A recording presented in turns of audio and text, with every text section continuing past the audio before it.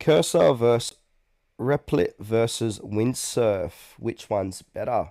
So if you're exploring AI-powered coding tools, you've likely come across all three. Each offer unique features to enhance your development experience. Now let's break down what sets them apart. Let's start with Cursor. So Cursor is an AI-first code editor built on Visual Studio Code. It integrates AI directly into your coding environment, offering features like intelligent code suggestions, natural language commands, and context-aware assistance. Cursor aims to make coding more efficient by understanding your code base and providing relevant suggestions in real time.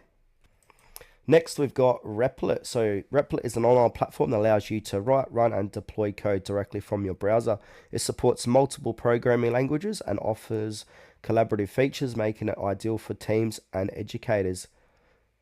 With its AI-powered tools, Replit helps you build applications quickly without the need for complex setups. Alright, so lastly we have Windsurf, formerly known as Codium. Windsurf is an AI native integrated development environment IDE designed to keep developers in flow. It offers features like intelligent code completion, real-time collaboration, and advanced debugging tools. Windsurf focuses on providing a seamless coding experience by integrating AI deeply into the development process. So which one should you pick? So Cursor is ideal for developers seeking an AI enhanced code editor with deep integration into their existing workflow.